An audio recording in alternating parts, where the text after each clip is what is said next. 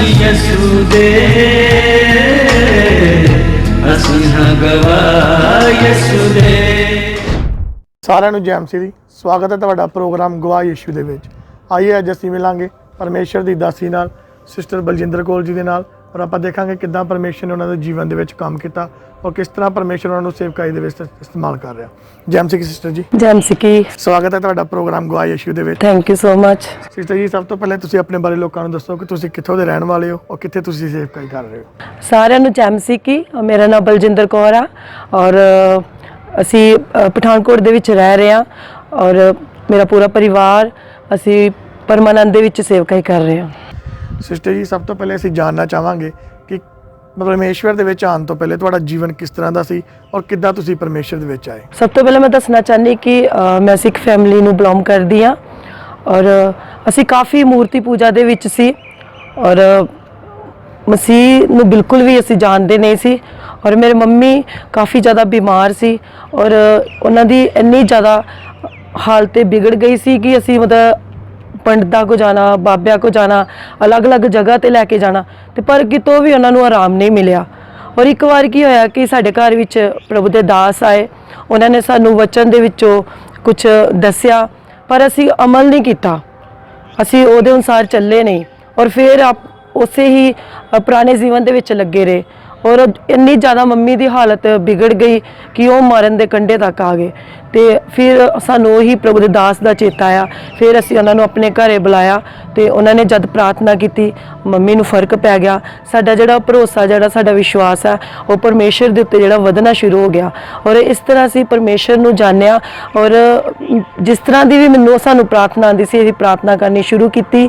ਔਰ ਜਦ ਮੇਰੀ ਮੈਰਿਜ ਹੋਣੀ ਸੀ ਔਰ ਬਹੁਤ ਸਾਰੇ ਰਿਸ਼ਤੇ ਜਿਹੜੇ ਸੀ ਮੈਨੂੰ ਸਿੱਖ ਫੈਮਿਲੀ 'ਚੋਂ ਆਉਂਦੇ ਸੀ ਔਰ ਮੈਂ ਬਹੁਤ ਜ਼ਿਆਦਾ ਨਿਰਾਸ਼ ਹੋ ਗਈ ਔਰ ਮੈਂ ਅਲੱਗ ਕਮਰੇ ਦੇ ਵਿੱਚ ਗਈ, ਅਲੱਗ ਕਮਰੇ ਦੇ ਵਿੱਚ ਜਾਣਾ, ਰੋ ਰੋ ਕੇ ਪ੍ਰਾਰਥਨਾ ਕਰਨਾ, ਜਿਸ ਤਰ੍ਹਾਂ ਦੀ ਵੀ ਪ੍ਰਾਰਥਨਾ ਆਉਂਦੀ ਸੀ ਔਰ ਪ੍ਰਭੂ ਨੂੰ ਇੱਕ ਗੱਲ ਕਹਿਣੀ ਕਿ ਪ੍ਰਭੂ ਜੇਕਰ ਤੂੰ ਮੈਨੂੰ ਅੰਧਕਾਰ ਦੇ ਵਿੱਚੋਂ, ਹਨੇਰੇ ਦੇ ਵਿੱਚੋਂ ਪਰਮੇਸ਼ਰ ਕੱਢਿਆ ਵਾ ਤੇ ਮੈਂ ਦੁਬਾਰਾ ਅੰਧਕਾਰ ਦੇ ਵਿੱਚ ਨਹੀਂ ਜਾਣਾ ਚਾਹੁੰਦੀ।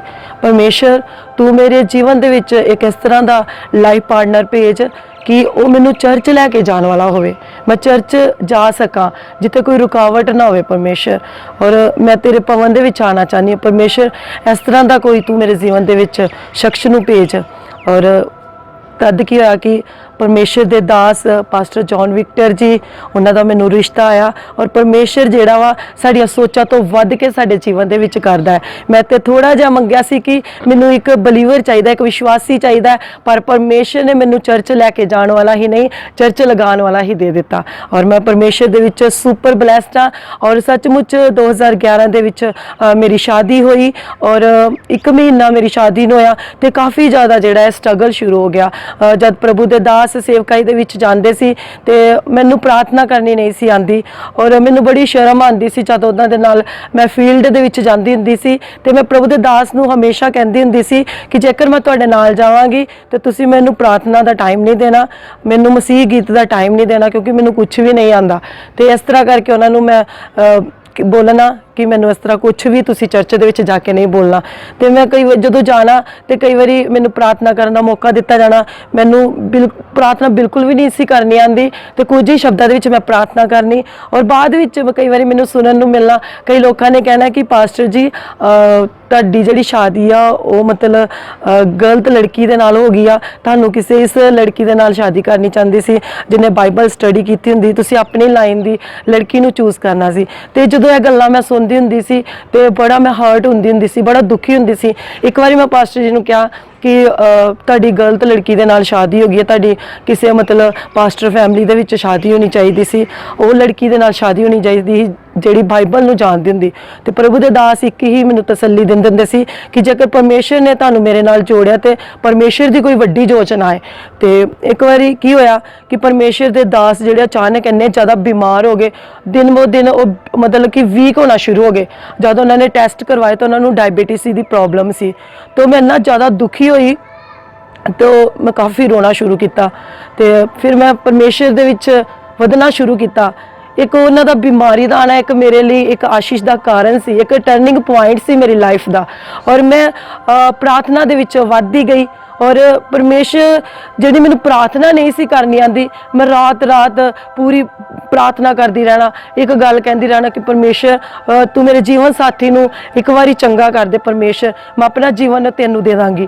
ਤੇ ਪਰਮੇਸ਼ਰ ਨੇ ਮਤਲਬ ਕਿ ਦਿਨੋਂ ਦਿਨ ਉਹਨਾਂ ਨੂੰ ਥੋੜਾ ਚੰਗਾ ਕਰਨਾ ਸ਼ੁਰੂ ਕਰ ਦਿੱਤਾ।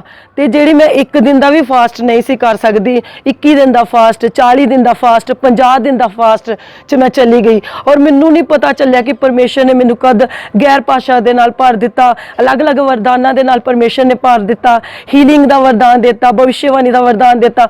ਪ੍ਰਭੂ ਨੇ ਮੇਰੇ ਸੋਚਾਂ ਤੋਂ ਵੱਧ ਕੇ ਪਰਮੇਸ਼ਰ ਨੇ ਮੇਰੇ ਜੀਵਨ ਦੇ ਵਿੱਚ ਕਰ ਦਿੱਤਾ, ਇੱਥੋਂ ਤੱਕ ਕਿ ਪਰਮੇਸ਼ਰ ਨੇ ਆਪਣੇ ਦਾਸ ਨੂੰ ਵੀ ਪਹਿਲੇ ਵਰਗਾ ਕਰ ਦਿੱਤਾ। ਔਰ ਸੱਚਮੁੱਚ ਮੈਂ ਇਸ ਗਵਾਹੀ ਦੇ ਦੁਆਰਾ ਤੁਹਾਨੂੰ ਇਹੀ ਉਤਸ਼ਾਹਿਤ ਕਰਨਾ ਚਾਹੁੰਦੀ ਹਾਂ ਕਿ ਜੇਕਰ ਮੇਰੀ ਪ੍ਰਾਰਥਨਾ ਦੇ ਦੁਆਰਾ, ਮੇਰੇ ਗੁੱਠਨਿਆਂ ਦੇ ਬਲ ਆਉਣ ਦੇ ਦੁਆਰਾ ਜੇਕਰ ਪਰਮੇਸ਼ਰ ਮੇਰੇ ਪਤੀ ਦੇ ਹਾਲਾਤਾਂ ਨੂੰ ਬਦਲ ਸਕਦਾ ਸੀ, ਉਹਨਾਂ ਨੂੰ ਬਿਮਾਰੀ ਤੋਂ ਚੰਗਾ ਕਰ ਸਕਦਾ ਸੀ, ਜੇਕਰ ਤੁਸੀਂ ਗੁੱਠਨਿਆਂ ਦੇ ਬਲ ਹੋ ਕੇ ਪ੍ਰਾਰਥਨਾ ਕਰੋਗੇ ਤਾਂ ਪਰਮੇਸ਼ਰ ਤੁਹਾਡੇ ਹਾਲਾਤਾਂ ਨੂੰ ਬਦਲ ਦੇਵੇਗਾ। ਜੇਕਰ ਤੁਹਾਡੇ ਪਰਿਵਾਰ ਦੇ ਵਿੱਚ ਅਗਰ ਕੋਈ ਦੁਖੀ ਹੈ, ਬਿਮਾਰ ਹੈ, ਨਸ਼ੇ ਦੇ ਵਿੱਚ ਆ, ਬੇਵਿਚਾਰ ਦੇ ਵਿੱਚ ਆ, ਜੇਕਰ ਪਰਮੇਸ਼ਰ ਦੇ ਵਿੱਚ ਤੁਸੀਂ ਇਸ ਤਰ੍ਹਾਂ ਖਰਾਈ ਦੇ ਨਾਲ ਚੱਲੋਗੇ, ਗੁੱਠਨਿਆਂ ਦੇ ਬਲ ਆ ਜਾਓਗੇ, ਤੇ ਮੈਂ ਵਿਸ਼ਵਾਸ ਕਰਦੀ ਹਾਂ ਕਿ ਪਰਮੇਸ਼ਰ ਤੁਹਾਨੂੰ ਵੀ ਵੱਡੀਆਂ ਗਵਾਹੀਆਂ ਦੇ ਦੁਆਰਾ ਖੜਾ ਕਰੇਗਾ।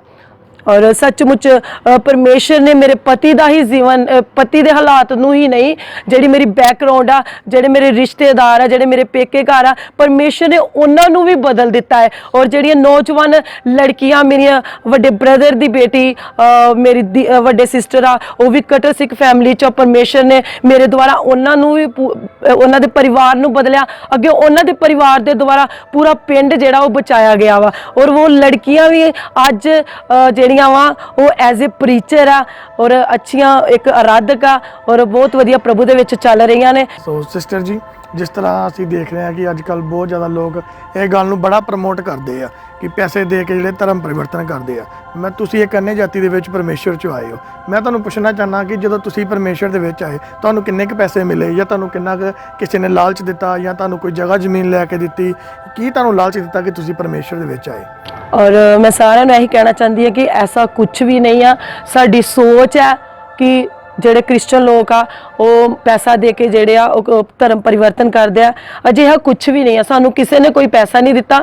ਪਰ ਜੇਕਰ ਮੈਂ ਦੇਖਾਂ ਕਿ ਲੋਕਾਂ ਦੀ ਵੀ ਸੋਚ ਇੱਕ ਪਾਸੇ ਦੇਖੀਏ ਤੇ ਸਹੀ ਆ, ਕਿਉਂਕਿ ਜਦੋਂ ਮਸੀਹ ਲੋਕਾਂ ਨੂੰ ਬਲੈਸਡ ਹੁੰਦਿਆਂ ਦੇਖਦੇ ਆ, ਜਦੋਂ ਲੋਕ ਇੰਨੇ ਗਰੀਬੀ ਹਾਲਤ ਦੇ ਵਿੱਚ ਉਹਨਾਂ ਬਲੈਸਡ ਦੇਖਦੇ ਤਾਂ ਉਹ ਸੋਚਦੇ ਕਿ ਸ਼ਾਇਦ ਇਹਨਾਂ ਨੂੰ ਪੈਸੇ ਦਿੱਤੇ ਹੋਏ ਆ। ਔਰ ਜਦ ਪਰਮੇਸ਼ਰ ਦਾ ਪਵਿੱਤਰ ਕਲਾਮ ਕਹਿੰਦਾ ਹੈ ਕਿ ਜਿਹੜੇ ਮੇਰੇ ਖੋਜੀ ਆ, ਜੇਕਰ ਤੁਸੀਂ ਮੇਰੇ ਧਰਮ ਤੇ ਰਾਜ ਦੀ ਖੋਜ ਕਰੋਗੇ ਤੇ ਸਾਰੀਆਂ ਸੰਸਾਰ ਦੀਆਂ ਜਿਹੜੀਆਂ ਆਸ਼ੀਸ਼ਾਂ ਨੇ, ਬਰਕਤਾਂ ਨੇ, ਤੁਹਾਡੇ ਪਿੱਛੇ ਪੈ ਕੇ ਤੁਹਾਨੂੰ ਮਿਲ ਜਾਣਗੀਆਂ। ਔਰ ਪ੍ਰਭੂ ਦਾ ਪਵਿੱਤਰ ਕਲਾਮ ਇਹ ਵੀ ਕਹਿੰਦਾ ਹੈ ਕਿ ਜਵਾਨ ਸ਼ੇਰ ਦੇ ਬੱਚੇ ਭੁੱਖੇ ਰਹਿ ਸਕਦੇ, ਮੇਰੇ ਤਾਲਬਾਂ ਨੂੰ ਕਿਸੇ ਚੰਗੀ ਚੀਜ਼ ਦੀ ਥੋੜ ਨਹੀਂ ਹੋਏਗੀ। ਅਸੀਂ ਦੇਖਦੇ ਹਾਂ ਕਿ ਜੇਕਰ ਕੋਈ ਗਰੀਬੀ ਹਾਲਤ ਦੇ ਵਿੱਚ ਆ, ਜਦੋਂ ਪਰਮੇਸ਼ਰ ਦੇ ਵਿੱਚ ਆਉਂਦਾ ਹੈ, ਪਰਮੇਸ਼ਰ ਦੇ ਵਿੱਚ ਚੱਲਦਾ ਹੈ, ਜਦੋਂ ਉਹ ਵਚਨ ਦੇ ਅਨੁਸਾਰ ਆਪਣੇ ਬੀਜ ਨੂੰ ਬੋਂਦਾ ਹੈ, ਤੇ ਪਰਮੇਸ਼ਰ ਦਾ ਕਲਾਮ ਕਹਿੰਦਾ ਹੈ ਕਿ ਤੂੰ ਆਪਣੀਆਂ ਭੇਂਟਾਂ ਨੂੰ ਮੇਰੇ ਮੋਦੀ ਖਾਨੇ ਦੇ ਵਿੱਚ ਲੈ ਕੇ ਆ, ਦੇਖ ਮੈਂ ਤੇਰੇ ਲਈ ਸਵਰਗ ਨੂੰ ਖੋਲਦਾ ਜਾਂ ਨਹੀਂ ਖੋਲਦਾ। ਬਾਈਬਲ ਦੇ ਅਕੋਰਡਿੰਗਲੀ ਆਪਣੇ ਜੀਵਨ ਨੂੰ ਬਤੀਤ ਕਰਦੇ ਪਰਮੇਸ਼ਰ ਜਿਹੜਾ ਵਾ ਸਾਨੂੰ ਸਵਰਗ ਨੂੰ ਖੋਲ ਕੇ ਬਲੈਸ ਕਰਦਾ ਹੈ, ਆਸ਼ੀਸ਼ਾਂ ਦਿੰਦਾ ਹੈ। ਔਰ ਲੋਕ ਸੋਚਦੇ ਕਿ ਸ਼ਾਇਦ ਸਾਨੂੰ ਪੈਸਾ ਦਿੱਤਾ ਹੈ, ਪ੍ਰਭੂ ਸਾਨੂੰ ਬਲੈਸਡ ਕਰਦਾ ਹੈ। ਔਰ ਸੱਚਮੁੱਚ ਮੈਂ ਕਹਿਣਾ ਚਾਹੁੰਦੀ ਹਾਂ ਕਿ ਜੇਕਰ ਤੁਸੀਂ ਵੀ ਪ੍ਰਭੂ ਦੇ ਧਰਮ ਤੇ ਰਾਜ ਦੀ ਖੋਜ ਕਰੋਗੇ ਤੇ ਜਿਹੜੀਆਂ ਚੀਜ਼ਾਂ ਦੇ ਪਿੱਛੇ ਤੁਸੀਂ ਦੌੜ ਰਹੇ ਹੋ, ਉਹ ਚੀਜ਼ਾਂ ਜਿਹੜੀਆਂ ਤੁਹਾਨੂੰ ਵੀ ਪਿੱਛੇ ਬੈ ਕੇ ਮਿਲ ਜਾਣਗੀਆਂ। ਸੋ ਸਿਸਟਰ ਜੀ, ਮੈਂ ਹੁਣ ਤੁਹਾਨੂੰ ਕਹਿਣਾ ਚਾਹੁੰਦਾ ਕਿ ਜਿਹੜੀਆਂ ਜਵਾਨ ਲੜਕੀਆਂ ਜਿਹੜੀਆਂ ਪਾਪ ਦੇ ਵਿੱਚ ਫਸੇ ਹੋਏ ਆ, ਕਿਉਂਕਿ ਅੱਜ ਕੱਲ ਜਵਾਨ ਲੋਕ ਬਹੁਤ ਜ਼ਿਆਦਾ ਵੈਬੀਚਾਰ 'ਚ, ਪਾਪ 'ਚ, ਟਿਕਟੋਕ 'ਚ, ਮੋਬਾਈਲ 'ਚ ਬਹੁਤ ਜ਼ਿਆਦਾ ਫਸੇ ਹੋਏ ਆ, ਤੁਸੀਂ ਉਹਨਾਂ ਨੂੰ ਕੀ ਮੈਸੇਜ ਦੇਣਾ ਚਾਹੁੰਦੇ ਹੋ? ਮੈਂ ਉਹਨਾਂ ਨੂੰ ਇਹੀ ਮੈਸੇਜ ਦੇਣਾ ਚਾਹੁੰਦੀ ਹਾਂ ਕਿ ਜੇਕਰ ਤੁਸੀਂ ਵਿਚਾਰ ਦੇ ਵਿੱਚ ਫਸੇ ਹੋ ਤੇ ਪਲੀਜ਼ ਮੋੜ ਆਓ, ਕਿਉਂਕਿ ਇਹਨਾਂ ਕੰਮਾਂ ਦੇ ਵਿੱਚ ਕੁਝ ਵੀ ਨਹੀਂ ਰੱਖਿਆ। ਪਰਮੇਸ਼ਰ ਨੇ ਸਾਨੂੰ ਆਪਣੇ ਸਵਰੂਪ ਤੇ ਬਣਾਇਆ ਹੈ, ਅਸੀਂ ਬੜੇ ਪਰਮੇਸ਼ਰ ਦੇ ਲਈ ਕੀਮਤੀ ਆ, ਔਰ ਅਸੀਂ ਖੁਦ ਆਪਣੀ ਵੈਲਿਊ ਨੂੰ ਘਟਾਇਆ ਹੋਇਆ ਵਾ। ਪਰ ਮੈਂ ਖਾਸ ਕਰ ਨੌਜਵਾਨ ਲੜਕੀਆਂ ਨੂੰ ਇਹ ਕਹਿਣਾ ਚਾਹੁੰਦੀ ਹਾਂ ਕਿ ਆਪਣੀ ਵੈਲਿਊ ਨੂੰ ਸਮਝੀਏ, ਆਪਣੀ ਪਹਿਚਾਨ ਨੂੰ ਸਮਝੀਏ ਕਿ ਪਰਮੇਸ਼ਰ ਨੇ ਸਾਨੂੰ ਆਪਣੇ ਸਵਰੂਪ ਤੇ ਬਣਾਇਆ ਹੈ। ਅਸੀਂ ਕਿਉਂ ਗਲਤ ਕੰਮਾਂ ਦੇ ਵਿੱਚ ਪਏ ਹੋਏ ਆ? ਆਖਿਰ ਸਾਡੀ ਮੈਰਿਜ ਇੱਕ ਦੇ ਨਾਲ ਹੋਣੀ ਹੈ, ਔਰ ਉਹ ਪਰਮੇਸ਼ਰ ਦੇ ਵੱਲੋਂ ਆ। ਜੋ ਪਰਮੇਸ਼ਰ ਨੇ ਸਾਡੇ ਲਈ ਰੱਖਿਆ ਹੈ ਉਹ ਸਾਨੂੰ ਮਿਲਣਾ ਹੀ ਆ। ਤੇ ਪਲੀਜ਼ ਮੈਂ ਹੀ ਸੰਦੇਸ਼ ਦੇਣਾ ਚਾਹੁੰਦੀ ਹਾਂ ਕਿ ਜਦ ਤੱਕ ਤੁਹਾਡੀ ਮੈਰਿਜ ਨਹੀਂ ਹੁੰਦੀ ਤਦ ਤੱਕ ਆਪਣੇ ਆਪ ਨੂੰ ਪਵਿੱਤਰ ਰੱਖੀਏ, ਔਰ ਸੱਚਮੁੱਚ ਪਰਮੇਸ਼ਰ ਜਿਹੜਾ ਵਾ ਤੁਹਾਨੂੰ ਤੁਹਾਡੀਆਂ ਸੋਚਾਂ ਤੋਂ ਵੀ ਵੱਧ ਕੇ ਤੁਹਾਡੇ ਜੀਵਨ ਦੇ ਵਿੱਚ ਕਰੇਗਾ। ਥੈਂਕ ਯੂ ਸਿਸਟਰ ਜੀ, ਬਹੁਤ ਬਹੁਤ ਧੰਨਵਾਦ। Thank you so much. ਜੈਮ ਸੀ। ਸੋ ਜਿਸ ਤਰ੍ਹਾਂ ਤੁਸੀਂ ਦੇਖਿਆ ਕਿ ਪਰਮੇਸ਼ਰ ਨੇ ਕਿੱਦਾਂ ਇਹਨਾਂ ਦੇ ਜੀਵਨ ਦੇ ਵਿੱਚ ਕੰਮ ਕੀਤਾ ਔਰ ਅੱਜ ਇਹਨਾਂ ਦੇ ਦੁਆਰਾ ਪਰਮੇਸ਼ਰ ਹੋਰ ਜ਼ਿਆਦਾ ਰੂਹਾਂ ਨੂੰ ਬਚਾ ਰਿਹਾ ਆ। ਇਹਨਾਂ ਦੇ ਦੁਆਰਾ ਇੱਕ ਪਿੰਡ ਨੂੰ ਪਰਮੇਸ਼ਰ ਨੇ ਬਚਾਇਆ, ਇਹਨਾਂ ਦੇ ਰਿਸ਼ਤੇਦਾਰਾਂ ਨੂੰ ਬਚਾਇਆ। ਅਸੀਂ ਪਰਮੇਸ਼ਰ ਦਾ ਧੰਨਵਾਦ ਕਰਦੇ ਹਾਂ ਜੀਵਿਤ ਗਵਾਹੀ ਦੇ ਲਈ ਔਰ ਮੇਰਾ ਵਿਸ਼ਵਾਸ ਆ ਕਿ ਇਸ ਗਵਾਹੀ ਦੇ ਦੁਆਰਾ ਪਰਮੇਸ਼ਰ ਤੁਹਾਨੂੰ ਆਸ਼ੀष ਦੇਗਾ। ਸਾਰਿਆਂ ਨੂੰ ਜੈ ਮਸੀਹ ਦੀ। तो मेरे प्रिय भाई बहनों, अभी आपने एक बहुत बड़ी अद्भुत गवाही को सुना। तो मेरा विश्वास है इस गवाही के द्वारा परमेश्वर आपके जीवन में 100 गुना फलों को लेकर आएगा। आप इस गवाही को अपने दोस्तों के साथ और अपने फैमिली मेम्बर्स के साथ शेयर ज़रूर करें ताकि वो भी जान सके कि परमेश्वर कैसे लोगों के जीवन में अद्भुत कार्य कर रहा है। ऐसे ही और गवाहों को सुनने के लिए आप हमारे चैनल को सब्सक्राइब करें। तो मिलते हैं ऐसे ही और गवाहों के साथ। सभी को जय मसीह। ਅਸੀਂ ਹਾਂ ਗਵਾਹ ਯਿਸੂ ਦੇ।